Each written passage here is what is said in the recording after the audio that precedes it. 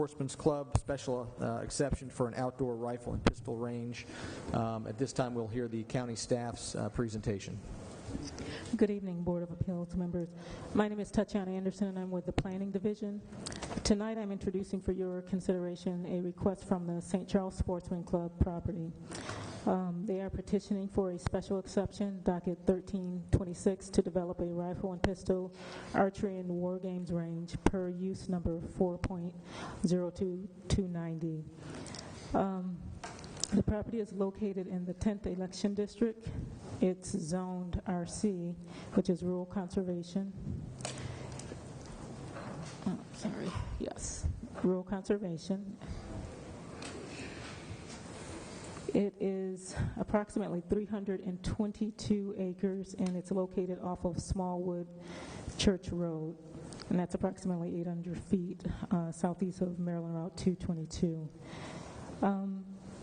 The property is currently predominantly forested, and it has an existing gravel road and 2 gravel parking lots with about 10 spaces each. At the time of the staff report, there were no complaints from the public received. However, late today we have received one letter in opposition from a law firm, and you have been given a copy of that for the record. I also have a written testimony from another citizen that lives in the area that I'll be submitting to you in a moment as well. Basically, that's the extent of my report to you right now. All the other information that we have is in the staff findings within the staff report for your review. If you do have any questions for me, of course I will be here to answer any, but based on the information that we had at the time of our review, the board, if you decide to approve the request, it is with the recommendations that we have within the report, and our report has not changed. The applicant is here to make a more detailed presentation for you at this time. Okay. I have just a quick question, if I could. Sure. In your report, you call out there are 3 things that are required. So this is a permissible use in this property. Yes. There are 3 requirements that needed to be met. Could you just summarize whether you found that it did meet those requirements or did not meet those requirements? Yes, sure.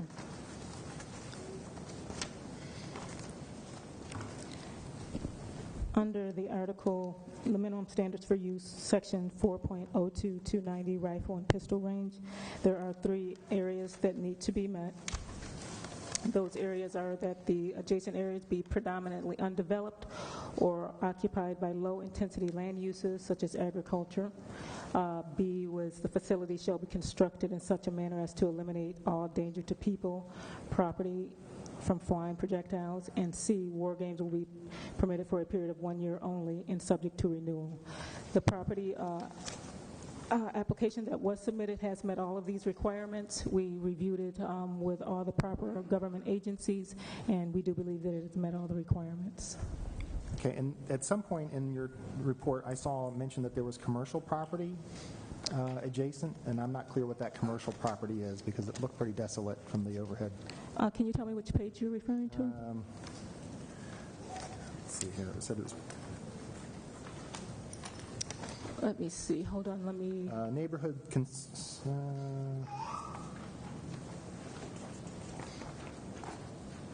Well, maybe I misread it. So this is basically a forested area. There's no commercial activity going on adjacent to this. Is that correct? It's predominantly forested. There's some to the north of the property. There are some residential areas, but there's still a buffer between that property and the residential properties, which is forested as well at the back portion of those properties. The landfill is adjacent. That might be the commercial property. Right. Okay. Mm-hmm. The old landfill. Mm-hmm. Okay. Thank you. Mm-hmm. Okay. In regards to the letter from Scott Law Group, I believe that came in. Yes. I believe the board does take issue with that letter. It was delivered, I believe, after the start of the hearing. Nobody had time to read it. Do we have any discussion on that? I'd love to hear that testimony. Is there anyone here from Scott Law that will put that in the record in person? Well, we can't receive a letter after the beginning of this hearing. That's not fair, I don't think. Well, just to clarify, I believe the record was delivered to the county this afternoon. Yeah. About what time?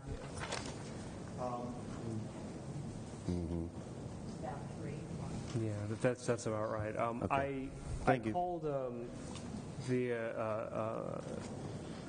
Mr. Scott, the author of the letter, and left a message for him about 4:30. I didn't hear back from him today. So if he's here tonight, he can testify. Otherwise, yeah, the letter has been offered. You can receive it, as evidence. You can not receive it as evidence. If you receive it, you can accord it whatever weight you see fit. Yeah. If the author's not here, you have a range of options. I don't think those need to be dealt with necessarily at this particular moment, but you will have a range of options. Thank you. Okay. Okay. Any questions for county staff? Just the one thing jumped off the page on your on the staff recommendations, page 6. Okay. In point 1, you recommend that we require they come back annually to reapprove the war games. And I know that's kind of one of those terms that probably has greater implications than I'm imagining. So, what does that mean? And why do we need to have them come back every year for that?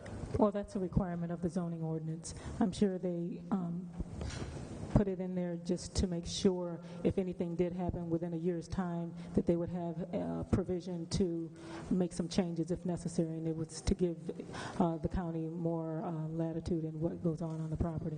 Yeah, and my understanding of the term war games is that it's not necessarily a war game that a layman like me might think, but it could include some activities that aren't a full war game. Is that right? I'm not certain. I'll let the applicant answer that question. Okay. I'm not sure of I'll the direct it to them. I just thought I'd get your take. Thank you very much. Okay, thank you. Okay. Oh, very good. I'll ask our legal counsel if we have sufficient notification. We do. For this case. We do. Okay. At this time.